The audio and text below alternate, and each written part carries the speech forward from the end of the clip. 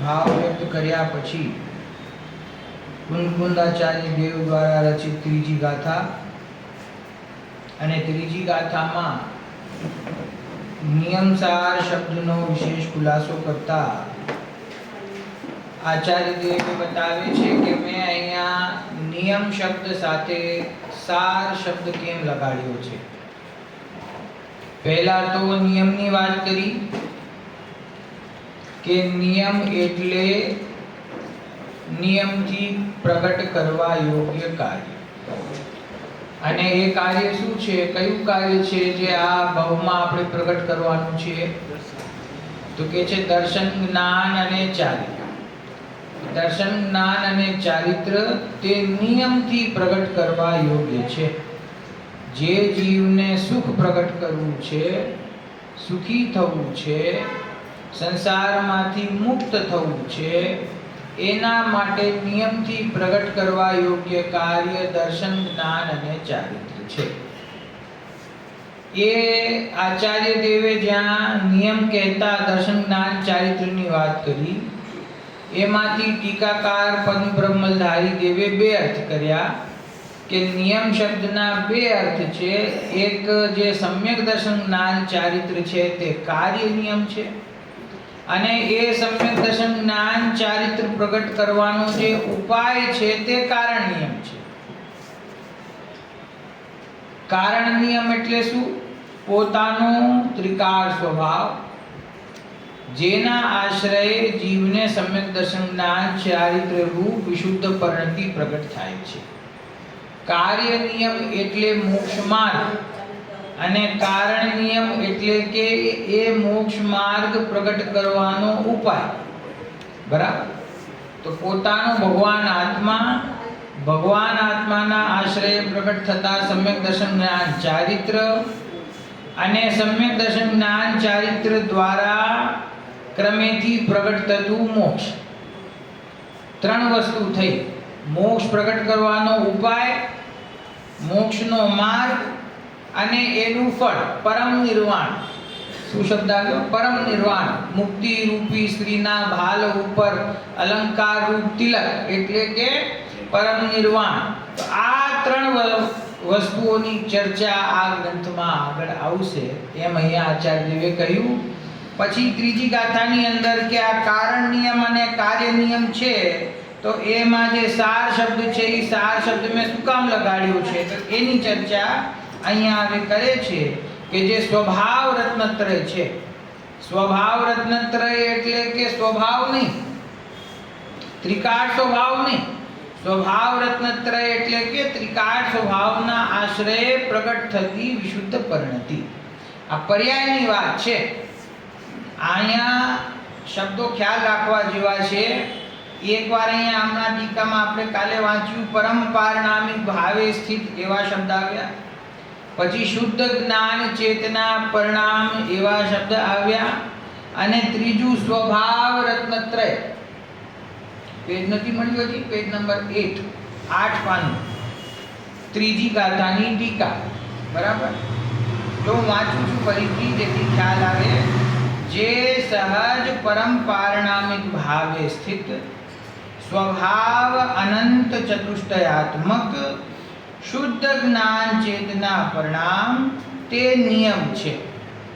અહીંયા ફૂટનોટમાં અર્થ આપણે વાંચ્યા કે અહીંયા પરમ પારણામિક, તો પારણામિક શબ્દનો અર્થ અહીંયા પરિણામથી સંબંધિત નથી। પરિણામ એટલે કે પર્યાય, એટલે કે પર્યાયાર્થિક નયનો વિષય, એટલે કે પરિણતિ, એની અહીંયા વાત નથી। બીજો શબ્દ આવ્યો શુદ્ધ જ્ઞાન ચેતના પરિણામ, તો એમાં પરિણામ શબ્દ છે। ત્યાં પરિણામ શબ્દ હોવા છતાં પરિણામની વાત નથી। પરિણામ અને પરિણામ બે શબ્દ આવ્યા છે, અહીંયા ક્યાંય પરિણામનો ગ્રહણ કરવાનો નથી। વાસ્તવમાં અહીંયા તો પોતાના ત્રિકાળ સ્વભાવની વાત થઈ રહી છે। જ્ઞાન, દર્શન, ચારિત્ર રૂપ ગુરુદેવે તો એવો અર્થ કર્યો, તમે પ્રવચન અત્યારે સાંભળતા હશો, અનંત જ્ઞાન, અનંત દર્શન, અનંત સુખ, અનંત વીર્ય, જે અનંત ચતુષ્ટયની વાત આવી ને, તો તો કે જે અનંત ચતુષ્ટયને જ સંક્ષેપમાં સારભૂત કહીએ તો એમ કહેવામાં આવ્યું શુદ્ધ જ્ઞાન ચેતના પરિણામ. તો શુદ્ધ જ્ઞાન ચેતના પરિણામમાં એ ચારે ચતુષ્ટય ગર્ભિત છે. એની અંદર એ ચારે ભાવ એની અંદર ગર્ભિત છે, જેમાં અનંત જ્ઞાન છે, દર્શન છે, સુખ છે, વીર્ય છે.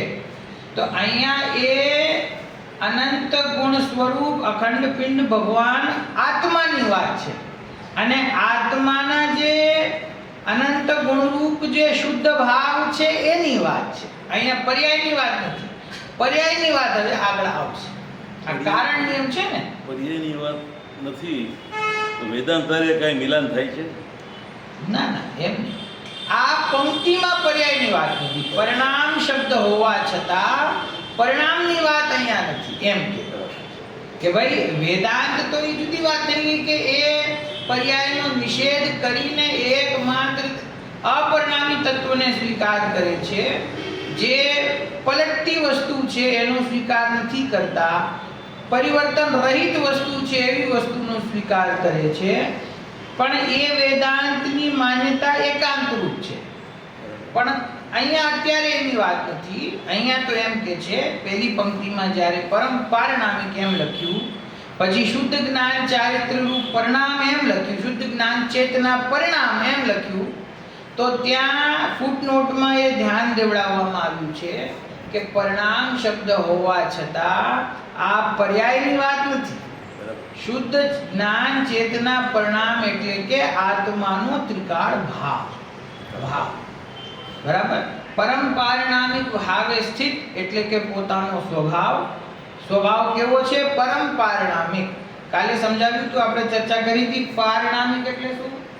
કે જેમાં કર્મના ઉદય, ઉપશમ, ક્ષય અને ક્ષયોપશમ એ ચારેયની અપેક્ષા નથી એવો જે જીવનો ત્રિકાળ સ્વભાવ છે એને પારણામિક ભાવ કહેવામાં આવે છે.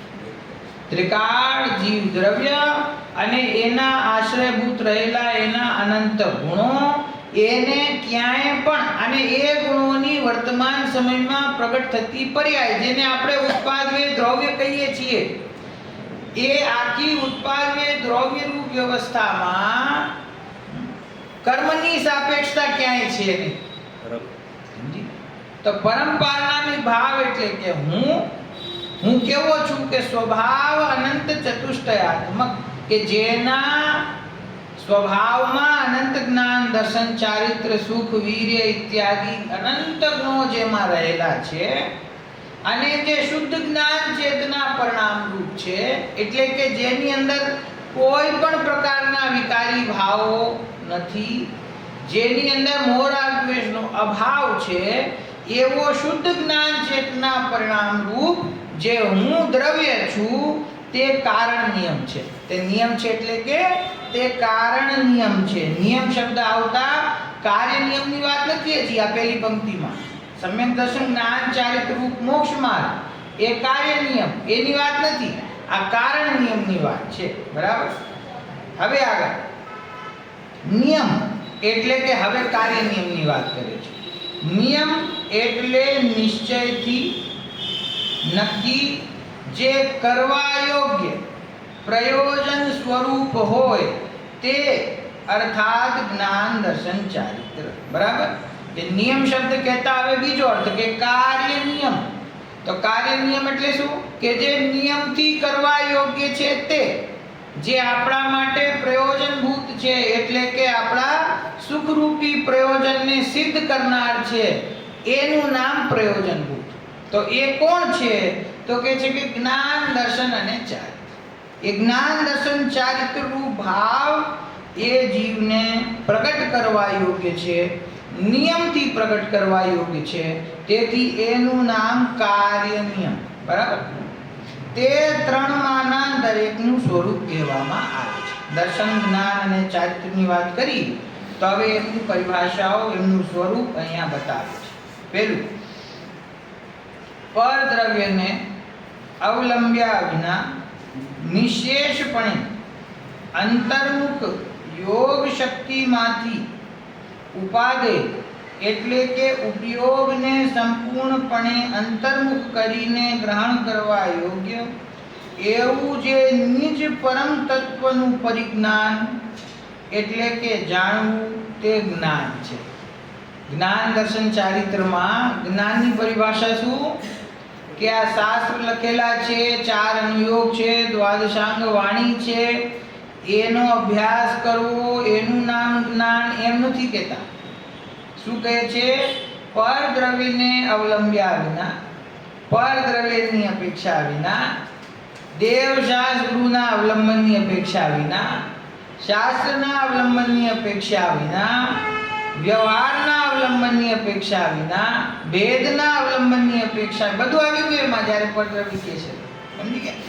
પરદ્રવ્યને અવલંબ્યા વિના નિશેષપણે અંતર્મુખ યોગ શક્તિમાંથી ઉપાદે. એટલે કે નિશેષ કોને કહેવાય? સંપૂર્ણ. નિશેષપણે એટલે કે સંપૂર્ણપણે, અંતર્મુખ એટલે કે સ્વરૂપની દિશામાં ઢળેલા, સ્વરૂપ તરફ વળી ગયેલા ઉપયોગને એ યોગ શક્તિમાંથી ઉપાદે. એટલે કે અંતર્મુખ થયેલા ઉપયોગ દ્વારા ગ્રહણ કરવા યોગ. આત્મા કેવો છે? પોતાનો સ્વભાવ કેવો છે? કે ગ્રહણ કરવા યોગ. કઈ રીતે ગ્રહણ કરવા યોગ્ય?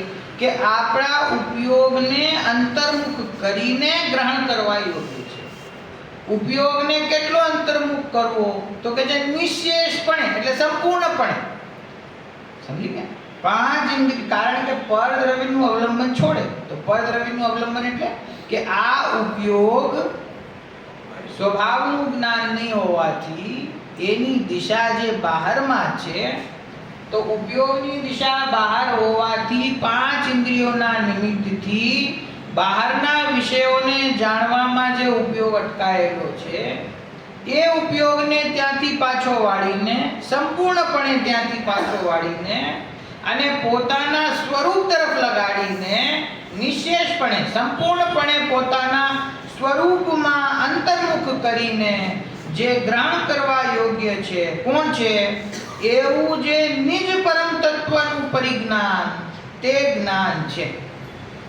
ઉપયોગને અંતર કરીને પોતાના સ્વરૂપને જાણે, સ્વરૂપનું જ્ઞાન કરે તો એનું નામ ખરેખર જ્ઞાન છે. અત્યાર સુધી ભાઈ જ્ઞાન કરતો હતો.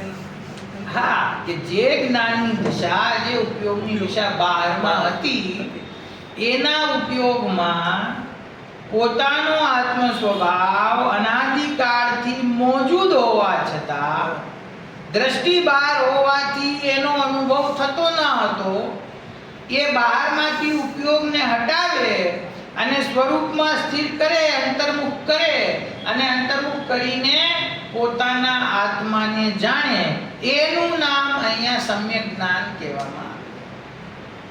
સમજી ગયા? આ બીજું કોઈ સમ્યક જ્ઞાન નથી. પોતાના આત્મ સ્વરૂપનું જ્ઞાન, એનું નામ સમ્યક જ્ઞાન છે. સમજી ગયા? ઘણી પરિભાષાઓ સ્થૂળતાથી પણ જીનવાણીમાં વ્યવહારથી આવે. એક પરિભાષાની આપણે વાત કરી કે ભાઈ શાસ્ત્રાદિકનું દ્રવ્ય શ્રુતનો અભ્યાસ કરવો એનું નામ સમ્યક જ્ઞાન છે, એવી પરિભાષા પણ આવે. અને જે વસ્તુ જેવી છે, 6 દ્રવ્યોનું જેવું સ્વરૂપ છે, આ પૂતગલ દ્રવ્યનું જેવું સ્વરૂપ છે, એને એવું જ જાણવું, એનું નામ પણ સમ્યક જ્ઞાન છે. છે ને? આ માઇક છે તો આ માઇકને માઇક રૂપે જાણવું, તો એ સાચું કે ખોટું? તો કે એ સાચું છે, પણ એનું નામ સમ્યક જ્ઞાન નથી. સમજી? શાસ્ત્રનો અભ્યાસ કરીને 6 દ્રવ્ય 7 તત્વોના નામ જાણી લેવા, એનું નામ સમ્યક જ્ઞાન નથી.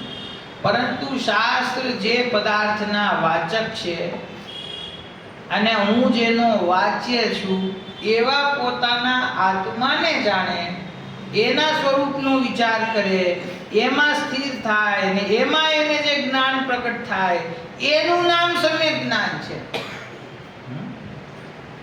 પરદ્રવ્યના અવલંબન વગર પોતાના, આમ લખ્યું છે, પોતાની યોગ શક્તિ દ્વારા ઉપાદે, યોગ શક્તિમાંથી ઉપાદે. યોગ એટલે અહીંયા ઉપયોગ, કે જે પોતાનો ઉપયોગ છે, જ્ઞાનનો વ્યાપાર છે. વ્યાપાર એટલે કે પ્રત્યેક સમયે પ્રગટ થતી જ્ઞાનની પર્યાય છે. જેની વર્તમાન દિશા બહાર તરફ છે, બહિર્લક્ષી હોવાથી જે બહારના વિષયોનું જાણપણું થાય છે, ત્યાંથી ઉપયોગને પાછો ખેંચીને સંપૂર્ણપણે પોતાના આત્મ સ્વરૂપમાં સન્મુખ કરે અને નિજ પરમ તત્વનું પરિજ્ઞાન થાય, પોતાના આત્માનું જ્ઞાન થાય, તેનું નામ જ્ઞાન છે. બરાબર? આ શુદ્ધ જ્ઞાન દર્શન ચારિત્રની વાત છે ને, એટલે આમાં બીજું તો કાંઈ રહે નહીં. ભગવાન, બીજો પોઈન્ટ, ભગવાન પરમાત્માના સુખના અભિલાષી જીવને, જો આમાં તમને જો સાહિત્યનો રસ હોય ને તો આ ટીકામાં તમને આનંદ આવશે. આ પદ્મપ્રમલધારી દેવની ટીકા છે ને, તો એમાં શબ્દોની સુંદરતા બહુ છે. ભગવાન પરમાત્માના સુખના અભિલાષી જીવને શુદ્ધ અંતઃતત્વના વિલાસનું જે જન્મભૂમિ સ્થાન, જે નિજ શુદ્ધ જીવાસ્તિકાય, તેનાથી ઉપજતું જે પરમ શ્રદ્ધાન, તે જ દર્શન છે. જો આ દર્શન એટલે કે શ્રદ્ધાન, સમ્યક દર્શન. સમ્યક દર્શનની પરિભાષા, શું પરિભાષા આપી છે? પહેલા તો એમ કહ્યું કે જીવાસ્તિકાયથી ઉપજે છે. સમ્યક દર્શન ક્યાંથી ઉપજે છે? પોતાના નિજ શુદ્ધ જીવાસ્તિકાયથી ઉપજતું. કેવું છે સમ્યક દર્શન? શ્રદ્ધાન ક્યાંથી પ્રગટ થાય? તો કે છે પોતાના શુદ્ધ આત્માનો અનુભવ કરે. શુદ્ધ જીવાસ્તિકાય એટલે કે દ્રવ્ય કર્મ, ભાવ કર્મ, નો કર્મથી રહિત, પર્યાય માત્રથી રહિત, ઉપાધિઓથી રહિત, કર્મ બંધનથી રહિત એવો જે પોતાનો આત્મ સ્વભાવ ત્રિકાળી છે, એનું નામ શુદ્ધ જીવાસ્તિકાય. એ શુદ્ધ જીવાસ્તિકાયમાં જે પ્રતીતિ કરે છે, એને શ્રદ્ધાન પ્રગટ થાય છે, એનું નામ દર્શન છે. બરાબર? હવે એ જીવાસ્તિકાય કેવું છે? તો કે છે કે શુદ્ધ અંતઃતત્વના વિલાસનું જન્મભૂમિ સ્થાન. શું કે છે? શુદ્ધ અંતઃતત્વના વિલાસનું જન્મભૂમિ સ્થાન, કે જેને અતીન્દ્રિય આનંદ, પોતાના અંતરંગ શુદ્ધ અંતઃતત્વ, આ ભાઈના પુસ્તકનું નામ છે ને, શુદ્ધ અંતઃતત્વ, કે જે ધ્રુવ સામાન્ય વસ્તુ છે, જે અંતરમાં રહેલી શુદ્ધ જીવાસ્તિકાય સ્વરૂપ વસ્તુ છે, એ કેવી છે? તો કહે છે કે શુદ્ધ અંતઃતત્વના વિલાસનું જન્મભૂમિ સ્થાન. એ કયું સ્થાન છે? કે જ્યાં અતીન્દ્રિય આનંદ જન્મ લે છે, જ્યાં નિર્વિકલ્પ સુખ છે. એ નિર્વિકલ્પ સુખનું જન્મભૂમિ સ્થાન કયું છે?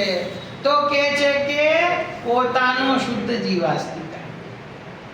કોઈ એમ કે ભગવાન, અમને તો તમારા ચરણોમાં આનંદની અનુભૂતિ થાય છે, તમારી ભક્તિ કરતા અમને આનંદ આવે છે. એ જે આનંદ છે એ તો શુભ ભાવનો આનંદ છે. એ આનંદ છે એ તો વિભાવનો આનંદ છે. સમજી ગયા? એ આનંદ ખરેખર સાચો આનંદ નથી. એ આનંદ અતિન્દ્રિય આનંદ નથી. એ આનંદ તો ઇન્દ્રિયો સંબંધી આનંદ છે. ભગવાનની ભક્તિ કરતા જે આનંદ આવે એ અતિન્દ્રિય આનંદ નથી. આ જગતમાં અન્ય મતની અંદર એમાં શું થાય? ભક્તિ કરે તો ભક્તિમાં આનંદની અનુભૂતિ થાય, કારણ કે એમાં ભગવાનનું વર્ણન હોય ને. હવે એમાં એક વસ્તુ તો જો કે વિચાર જ નથી કરતા કે એમાં ભગવાનના ગુણોનું પણ જે વર્ણન કરે એ ગુણો કેવા છે? એ વિકારરૂપ છે કે અવિકારરૂપ છે? વિકારરૂપ ગુણોનું વર્ણન કરતો હોય. તમે સમજો, બહુ તમને એક સરસ વાત બતાવું છું. અન્ય મતની ભક્તિમાં અને આપણી ભક્તિમાં શું ફેર? કે વાં તો છે ને, જે ભક્તિ થાય છે એમાં જે વર્ણન હોય, કૃષ્ણની હોય કે રામની હોય કે બીજા કોઈ ભગવાનની હોય, તો અહીંયા જન્મ થયો, આ રીતે રહ્યા, આ રીતે રાજ્ય કર્યું, આટલી પત્નીઓ, આવી ક્રીડા, આવો રાસ, આવો આનંદ. આનો તો નિષેધ છે જૈન ધર્મમાં. આ તો રાગનો માર્ગ છે. એ માર્ગે ચાલતા તો તીવ્ર કર્મોનું બંધ થાય છે. સમજી ગયા? તો એમાં જે વર્ણન આવે ને, એ વર્ણનમાં રાગી જીવોને આનંદ પડે. કેમ આનંદ પડે? કેમ કે તેઓ પણ અનાદિકાળથી રાગની છે અને ભગવાનની ભક્તિ પણ રાગરૂપ હોય તો એને એમાં મજા આવે. સમજી ગયા? તમે ભક્તોને તારી દેશો, તમે ભક્તોના દુઃખ દૂર કરી દેશો, અમે તમારી પાસે આવ્યા છે, તો એમાં શું થાય કે એને આનંદ આવે. અને આપણી ભક્તિ કેવી હોય? અશરીરી સિદ્ધ ભગવાન આદર્શ તુમી મેરે, એમાં એમના 8 ગુણોનું વર્ણન આવે તો એમાં એને કંટાળો આવે, આ શું કહે છે આ ભક્તિની અંદર. સમજી ગયા? અને જેણે આ મેં તમને નહોતું એકાદ વાર પહેલા વાત કરી, અમે જયપુરમાં હતા જ્યારે અભ્યાસ કરતા હતા ને, તો વોક કરવા સાંજે જમીને વોક કરવા જાય તો ત્યાં એક મંદિર હતું, બહુ પ્રસિદ્ધ મંદિર છે નજીકમાં. તો એમાં રોજ ભક્તિ વાગતી હોય, ત્યાંથી નીકળો ને એટલે 2-4 શબ્દો તમારા કાનમાં પડે તો ત્યાં ભક્તિ છે. તો કૃષ્ણ છે એ પોતાની માતાને રિક્વેસ્ટ કરે છે કે રાધા ગોરી છે, બિરજ કી છોરી છે, મૈયા કરા દે મોરો બ્યાહ. કે નાના કૃષ્ણ છે એ એની માતાને કહે છે કે માં મારા લગ્ન રાધા જોડે કરાવી દે. તો માં એમ કહે છે કે ઉમર તેરી છોટી હૈ, નજર તેરી ખોટી હૈ, કેસે કરા દૂં તેરો બ્યાહ. એટલે આ શૃંગાર રસ છે ને, આમાં આનંદ પડે બધાને સાંભળતા. પણ એમાં ભાવ શું વ્યક્ત કરે છે તમે સાંભળો. ભગવાન પોતે વિનંતી કરે છે કે મારા લગ્ન કરાવી દો રાધા જોડે, અને એમના માં એમ કહે છે કે હજી તો તું નાનો છે, હજી તો તારી નજર ખોટી છે, હજી તારા લગ્નનો સમય આવ્યો નથી. આ ભક્તિ છે. અને અહીંયા મહાવીર પરમાત્મા 30 વર્ષના થયા તો માતા પિતા હાથ જોડે છે કે લગ્ન કરી લ્યો, તો એમ કહે છે કે મને આ સંસારમાં રસ નથી. આ ભક્તિનો ફેર જો કોઈને ન સમજાય, બધું એને સરખું લાગતું હોય તો એની દિલ્હી હજી દૂર છે. અહીંયા વિતરાગ ભાવ એકમાત્ર પ્રગટ કરવા યોગ્ય છે, બીજો કોઈ ભાવ પ્રગટ કરવા યોગ્ય નથી. આપણા ભગવાનની ભક્તિ હોય ને તો એમાં ભગવાનનો જન્મ ક્યાં થયો, એમના માતા પિતા કોણ હતા, એ બધી ભક્તિ ખરેખર સાચી ભક્તિ નથી. અન્ય મતના પ્રભાવથી આપણે ત્યાં પણ એવી ભક્તિઓ લખાઈ ગઈ, લેખક લખી નાખે અને આપણે ગાઈએ, કાંઈ વાંધો નહીં. પણ ભક્તિ તો ખરેખર જ્યારે એમને વિતરાગતા ને સર્વજ્ઞતા રૂપ ગુણો પ્રગટ થાય, અરહંત દશા પ્રગટ થઈ જાય, ત્યાર પછી એ જે દશા થઈ એની જ ભક્તિ હોય. જ્યાં સુધી સંસારમાં છે, જ્યાં સુધી દીક્ષા નથી લીધી, એમાં જેટલો પણ કાળ છે, એ કાળની, એ સમયની, એ દશાની કોઈ ભક્તિ હોતી નથી.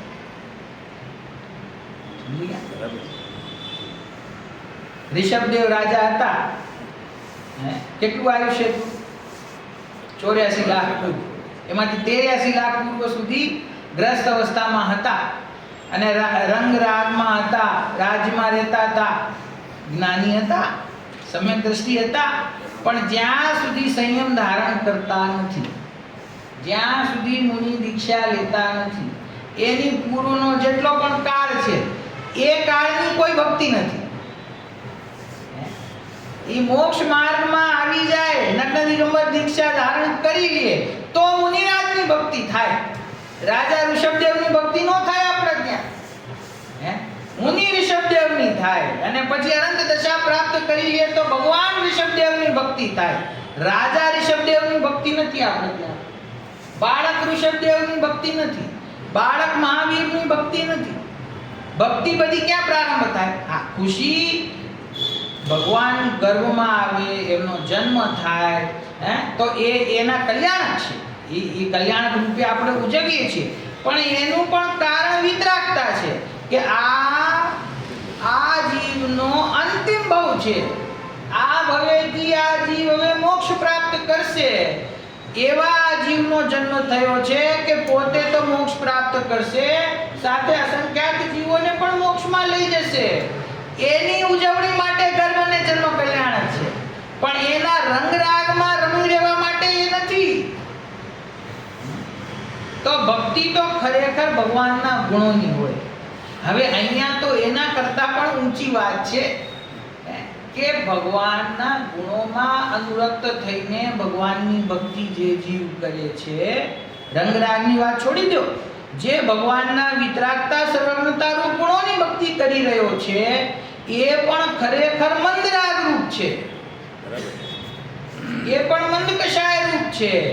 એ સમયે પણ દ્રષ્ટિ પોતાના સ્વરૂપમાં નથી, પરદ્રવ્ય રૂપ એવા દેવ પર છે. દેવ શાસ્ત્ર ગુરુ પણ પરદ્રવ્ય છે ને, સ્વદ્રવ્ય તો નથી. તો જ્યાં સુધી દ્રષ્ટિ એમના ઉપર છે ત્યાં સુધી તને શુભ ભાવ થશે, ત્યાં સુધી તને પુણ્ય બંધાશે, પણ ત્યાં સુધી તને તારા આત્મ સ્વરૂપનું જ્ઞાન અને શ્રદ્ધા પ્રગટ નહીં થાય. અને એ ભગવાનના ગુણોની તે જે ભક્તિ કરી, એ ભક્તિમાં જે આનંદ પ્રગટ થયો, એમાં જે મજા આવી, એ આનંદ ખરેખર અતિન્દ્રિય આનંદ નથી. એ આનંદમાં અને સમ્યક દર્શન થતા જે આનંદ પ્રગટ થાય, એ બેમાં બહુ મોટો ફેર છે. એ બે સરખું નથી. ભગવાનની ભક્તિ કરતા આનંદ આવે અને આત્માનુભૂતિ કરતા આનંદ પ્રગટ થાય, બેમાં કઈ ફેર છે કે નહીં? શું ફેર છે? કે ભગવાનની ભક્તિનો આનંદ છે એ તો ખરેખર વૈભાવિક આનંદ છે, અને આત્માનુભૂતિ કરતા જે આનંદ પ્રગટ થયું એ તો ખરેખર અહીંયા શું કહ્યું? શુદ્ધ અંતર તત્વના વિલાસનું જન્મસ્થાન. શુદ્ધ અંતર તત્વનો વિલાસ છે, એ અતિન્દ્રિય આનંદ છે. એટલે એ આનંદમાં ફેર છે. આ ત્રણ પ્રકારના આનંદ થઈ ગયા અહીંયા. એક તો પાંચ ઇન્દ્રિયના વિષય ભોગમાં આનંદ માને, એક એ આનંદ છે. એક મંદ કશાયરૂપ ભાવોમાં ભગવાનની પૂજા ભક્તિમાં સ્વાધ્યાયમાં આનંદ માને, એક એ આનંદ છે. અને એક ત્રીજું પોતાના આત્મ સ્વભાવનો અનુભવ કરતા જે જ્ઞાન શ્રદ્ધા પ્રગટ થયું એનો આનંદ છે. સમજી ગયા? તો આ જે સ્વભાવના આશ્રય પ્રગટ થયું આનંદ, એ જ ખરેખર સાચું અતિન્દ્રિય આનંદ છે. એ જ ખરેખર મોક્ષ માર્ગમાં પ્રગટ થાય છે, એ જ મોક્ષ માર્ગમાં સાધક છે. બાકી બે પ્રકારના આનંદ છે, એનાથી મોક્ષ માર્ગમાં કોઈ સંબંધ એનો છે નહીં. બરાબર? તો અહીંયા શ્રદ્ધાની વાત છે. પહેલો શબ્દ શું કહ્યું? તો રિવર્સ ચાલ્યો લાઈનમાં, ફરીથી વાંચું છું. ભગવાન પરમાત્માના સુખના અભિલાષી જીવને તને બોલો કયું સુખ જોઈએ છે? આ ત્રણ પ્રકારના સુખ બતાય. તને કયું સુખ જોઈએ છે? તો હોશિયાર વ્યક્તિ હોય તો એમ કે અમને તો ભગવાન જેવું સુખ ભોગવી રહ્યા છે એ જ જોઈએ છે, બીજું કાંઈ નથી જોતું. સમજી ગયા? ભગવાન તમને પૂછે તમને કયું સુખ જોઈએ છે, બોલો. પૈસા જોઈએ છે તો પૈસા આપું, સ્વર્ગમાં જવું છે સ્વર્ગમાં મોકલી દઉં. શું જોઈએ છે બોલો? કયું સુખ જોઈએ? તો હોશિયાર ભક્ત હોય તો એમ કે ભગવાન તમે પોતે જે સુખ ભોગવી રહ્યા છો ને, અમને તો એ જ જોઈએ છે. તો આ કહે છે કે ભગવાન પરમાત્માના સુખના અભિલાષી જીવને જેવો અતિન્દ્રિય આનંદ અનંત અને સિદ્ધ પરમાત્મા પોતે ભોગવી રહ્યા છે, અને એવો જ આનંદ તારા ત્રિકાળી ભગવાન આત્માનું ગુણ છે. આપણે ભૂલી જઈએ છીએ. અનંત જ્ઞાન, અનંત દર્શન, અનંત સુખ. તો અનંત સુખ છે એ કોનું ગુણ છે? મારું ગુણ છે ને. અનંત સુખ એ મારો ગુણ છે. તો મારા સ્વભાવમાંથી અનંત સુખ પ્રગટ થાય છે. પરમાત્માને જે અનંત સુખ પ્રગટ થયું છે, એ અનંત સુખ એમને પોતાના આત્મ સ્વભાવનો સંપૂર્ણપણે આશ્રય લેતા પ્રગટ થયું છે. તો આપણે એ સુખ પ્રગટ કરવું હોય તો પરમાત્મા પાસે જવું કે પોતાના સ્વભાવ પાસે આવવું? પરમાત્મા પાસે જાય તો પરમાત્મા પણ એને એ ઉપાય બતાવે કે અમે અમારા આત્માનો આશ્રય લઈને અનંત સુખી થયા.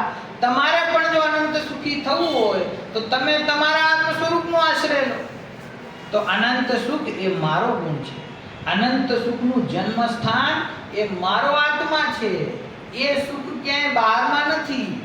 એ સુખ ક્યાંય મંદિર આદિમાં નથી. એ સુખ ક્યાંય તીર્થ ક્ષેત્રમાં નથી. એ સુખ આ શરીરમાં નથી. સમજી ગયા? આ સુખ છે એ મંદ કશાયરૂપ ભાવોમાં નથી. સુખ પોતાના નિર્વિકલ્પ સ્વરૂપ ભગવાન આત્મામાં છે. તો કહે છે કે જેને ભગવાન પરમાત્માના સુખના અભિલાષી જીવને, જેને ખરેખર ભગવાન જેવું સુખ પ્રગટ કરવું હોય, પરમાત્મા જેવું સુખ પ્રગટ કરવું હોય, તો એવા જીવને શુદ્ધ અંતર તત્વના વિલાસનું જન્મભૂમિ સ્થાન જે નિજ શુદ્ધ જીવાસ્તિકાય પોતાનો આત્મા છે એમાંથી જ અતિન્દ્રિય આનંદની પ્રગટતા થાય છે એવા શુદ્ધ જીવાસ્તિકાયથી ઉપજતું એટલે કે એમાં પ્રતીતિ કરતા એમાં અહમપણું કરતા શ્રદ્ધાન કોને કહેવાય? દર્શન કોને કહેવાય? શ્રદ્ધા એટલે શું? અહમપણું, મક્કમ. આ જ હું છું. આ ત્રિકાલી ગુરુ ભગવાન આત્માની વાત સાંભળે તો એ કોણ છે? એ ત્રિકાલી ગુરુ ભગવાન આત્મા હું છું. આ ગુરુદેવ ત્રિકાલી ગુરુ ભગવાન આત્માની વાત કરે તો એ કયો આત્મા છે? કોનો આત્મા છે? ગુરુદેવનો કે સિદ્ધ પરમાત્માનો? અનંતદેવનો કોનો છે? એ મારો આત્મા છે. દ્રવ્ય કર્મ ભાવ કર્મ નો કર્મ થી રહિત કોનો આત્મા છે? બરાબર. તો એનું જે શ્રદ્ધાન કરે છે એમાં જે પ્રતીતિ કરે છે એનું એને જ દર્શન પ્રગટ થાય છે. દર્શન એટલે શું? શ્રદ્ધા. દર્શન શબ્દ જીનવાણીમાં મુખ્ય રૂપે બે અર્થમાં પ્રયોગ થાય છે. એક તો જ્ઞાનોપયોગ દર્શનોપયોગમાં દર્શન શબ્દ આવે અને એક સમ્યક દર્શનમાં દર્શન શબ્દ આવે. બેનો ફેર છે. દર્શન કહેતા દર્શનોપયોગ ન સમજવું. એ જ્ઞાન દર્શન ઉપયોગ એટલે કે નિરાકાર જાણવું, નિરાકાર ગ્રહણ કરવો પદાર્થનો એ દર્શનોપયોગ ને સાકાર ગ્રહણ કરવો એ જ્ઞાનોપયોગ. એ દર્શનની વાત નથી. દર્શન એટલે કે શ્રદ્ધા, દર્શન એટલે કે પ્રતીતિ, દર્શન એટલે કે અહમ બુદ્ધિ. બરાબર. ત્રીજું, નિશ્ચય જ્ઞાન દર્શનાત્મક કારણ. નિશ્ચય જ્ઞાન દર્શનાત્મક કારણ પરમાત્મામાં અવિચળ સ્થિતિ એટલે કે નિશ્ચળપણે લીન રહેવું તે જ ચારિત્ર છે. જો હવે આ પરિભાષાઓ અહીંયા આપણે તો નીચે ગુજરાતી અનુવાદમાંથી વાંચીએ છીએ, ઉપર તમે જુઓ તો આપણને સંસ્કૃતમાં પણ મળી જાય. આ 9મા પાનાની ઉપરની લીટી છે ગાથા ટીકાની. ચારિત્રમપી નિશ્ચય જ્ઞાન દર્શનાત્મક કારણ પરમાત્મની અવિચલ સ્થિતિ રેવ. ચારિત્ર કોને કહેવાય? તો કે છે ચારિત્ર જે છે તે નિશ્ચય જ્ઞાન દર્શનાત્મક કારણ પરમાત્મની એટલે કે કારણ પરમાત્મામાં અવિચળ સ્થિતિ એવ. અવિચળપણે કારણ પરમાત્મામાં જે સ્થિતિ થાય એટલે કે એમાં જે લીનતા થાય તેનું જ નામ ચારિત્ર છે. એટલે જીનવાણીમાં ઠેર ઠેર જગ્યાએ આ પરિભાષાઓ આવી મૂકી છે, છતાં પણ જીવ આને ગૌણ કરીને અને બાહ્ય શરીરના માધ્યમથી થતા વ્રત તપ ઉપવાસને જ ચારિત્ર સમજે છે. આ સંસ્કૃતમાં સ્પષ્ટ પંક્તિ છે, જુઓ. ચારિત્રમપી નિશ્ચય જ્ઞાન દર્શનાત્મક કારણ પરમાત્માની અવિચલ સ્થિતિ રેવ. ચારિત્ર કોને કહેવાય? પોતાના કારણ પરમાત્મામાં અવિચળપણે સ્થિર થાય એનું નામ ચારિત્ર છે. અને એ પણ ચારિત્ર કેવું? તો કહી દીધું, નિશ્ચય જ્ઞાન દર્શનાત્મક. કેવું છે ચારિત્ર? કે નિશ્ચય જ્ઞાન, નિશ્ચય દર્શન એટલે કે સમ્યક દર્શન અને સમ્યક જ્ઞાન સહિત પોતાના સ્વરૂપમાં સ્થિતિ થવી એનું નામ સમ્યક ચારિત્ર છે. એના સિવાય બીજું કાંઈ સમ્યક ચારિત્ર છે નહીં. કારણ કે જે સમ્યક દર્શન જ્ઞાન ચારિત્ર રૂપ ભાવથી મોક્ષનો માર્ગ ખુલે છે એ તો આ પોતાના સ્વરૂપની સ્થિતિ રૂપ જ છે. વાત સમજો. કોઈ એમ સમજે કે આ શરીર આશ્રિત ક્રિયાઓ દ્વારા મોક્ષનો માર્ગ ખુલી જાય છે તો એમાં ખરેખર મોક્ષનો માર્ગ છે નહીં. એમાંથી કદાચિત એમાં પણ પરિણામ સારા હોય, મંદ કશાય રૂપ હોય અને સાથે શરીર દ્વારા વ્રતાદિકનું પાલન કરતો હોય તો સ્વર્ગાદિનો માર્ગ તો ખુલે, સ્વર્ગનો માર્ગ તો ખુલે, પણ મોક્ષનો માર્ગ ન ખુલે. અને કોઈ એમ સમજતું હોય કે જે સ્વર્ગનો માર્ગ છે એ જ મોક્ષનો માર્ગ છે તો એવું જૈન ધર્મમાં સ્વરૂપ બતાવ્યું નથી. એક બંધ માર્ગ છે ને એક મોક્ષ માર્ગ છે. એક સંસારમાં રોકાવાનું કાર્ય છે, એક સંસારમાંથી છૂટવાનું કાર્ય છે. તો તને શું પ્રગટ કરવું છે કે જો તને પરમાત્મા જેવા સુખની અભિલાષા હોય તો જ્ઞાન દર્શન સહિત સમ્યક દર્શન સમ્યક જ્ઞાન સહિત પોતાના કારણ પરમાત્મામાં અવિચળ સ્થિતિ થાય તો તને ચારિત્ર પ્રગટ થાય, અને જ્ઞાન દર્શન ચારિત્ર એ ત્રણેયની એકતા પ્રગટ થાય તો એનું નામ મોક્ષ માર્ગ છે. એક લીટી બાકી છે, એ આપણે વાંચી લઈએ. આ જ્ઞાન દર્શન ચારિત્ર સ્વરૂપ નિયમ, આ નિયમ થયો ને, આ જ્ઞાન દર્શન ચારિત્ર સ્વરૂપ નિયમ એટલે કે મોક્ષ માર્ગ એ નિર્વાણનું કારણ છે. તે નિયમ શબ્દને વિપરીતના પરિહાર અર્થે સાર શબ્દ જોડવામાં આવ્યો છે. કે એક તો આ નિયમની આપણે સમ્યક દર્શન જ્ઞાન ચારિત્રની વાત કરી, અને એમાં જે સાર શબ્દ લગાડ્યો છે તે વિપરીતના પરિહાર્થે એટલે કે વિપરીત ભાવોનો નિષેધ આમાં છે એ સમજાવવા માટે સાર શબ્દ અહીંયા મૂક્યો છે. એટલે ગુરુદેવે તો સરળ ભાષામાં સીધો અર્થ કર્યો કે વિપરીતનો અર્થ વ્યવહાર. જેટલા પણ વ્યવહાર ભાવ છે એ વ્યવહાર ભાવ એટલે કે વ્યવહાર દર્શન જ્ઞાન ચારિત્ર એનો નિષેધ કરવા માટે અહીંયા નિયમ સાથે સાર શબ્દ લગાડવામાં આવ્યો છે. તો આવું જે દર્શન જ્ઞાન ચારિત્ર રૂપ જે નિયમ છે એ નિર્વાણનું કારણ છે. એટલે આ કયું કાર્ય? જો કારણ નિયમ એક જ મિનિટમાં સમાપ્ત કરું છું, સમય થઈ ગયો છે. કારણ નિયમ અને કાર્ય નિયમ એવા બે ભેદ કર્યા ને. તો કારણ નિયમ કોને કયો? પોતાના ત્રિકાળી ગુરુ ભગવાન. કાર્ય નિયમ કોને કયો? કાર્ય નિયમ એટલે કે સમ્યક દર્શન જ્ઞાન અને ચારિત્ર, અને એનું જે ફળ પ્રગટ થયું નિર્વાણ, નિર્વાણને પણ ઉપચારથી કાર્ય નિયમ જ કહેવામાં આવે છે. બરાબર ને? સમ્યક દર્શન જ્ઞાન ચારિત્ર એ કાર્ય, અને એનું ફળ જે મળ્યું નિર્વાણ એ પણ કાર્ય, અને એનું કારણ કોણ છે? એ કારણ પોતાનો ત્રિકાળી ધ્રુવ ભગવાન આત્મા. અને એમાં સાર શબ્દ એટલે શું? આ સાર શબ્દ ક્યાં લગાડ્યો છે? કાર્ય નિયમમાં, સમ્યક દર્શન જ્ઞાન ચારિત્રમાં. એ સમ્યક દર્શન જ્ઞાન ચારિત્રની સાથે સાથે તમે મંદ કષાયને, શુભ ભાવને, વ્યવહારને સાથે ગ્રહણ ના કરી લો એટલા માટે અહીંયા સાર શબ્દ મૂકે છે કે એનો નિષેધ છે, અને શુદ્ધ જ્ઞાન દર્શન ચારિત્રનો ગ્રહણ છે. આ રીતે નિયમ શબ્દને વિપરીતના પરિહાર અર્થે સાર શબ્દ જોડવામાં આવ્યો છે. તો આ ત્રીજી ગાથા અહીંયા પૂરી થાય છે. સાર શબ્દનો અર્થ એનો હજી થોડોક વિચાર હજી આપણે કાલે કરીશું. તો સારનો અર્થ વિપરીત ભાવોનો અભાવ, અને સમ્યક દર્શન જ્ઞાન ચારિત્ર એ ત્રણ ગુણોની અહીંયા પરિભાષા આપી, અને એ ત્રણેય પરિભાષાઓની અંદર એક જ વાત આચાર્યએ કહી કે પોતાના સ્વરૂપનું પરિજ્ઞાન, પોતાના શુદ્ધ જીવાસ્તિકાયની પ્રતીતિ, અને પોતાના કારણ પરમાત્મામાં અવિચળ સ્થિતિ, એનું નામ જ્ઞાન દર્શન અને ચારિત્ર છે. એના સિવાય સમસ્ત ભાવોનો કાર્ય નિયમમાં અભાવ છે. બરાબર? ચાલો વિશેષ ચર્ચા આપણે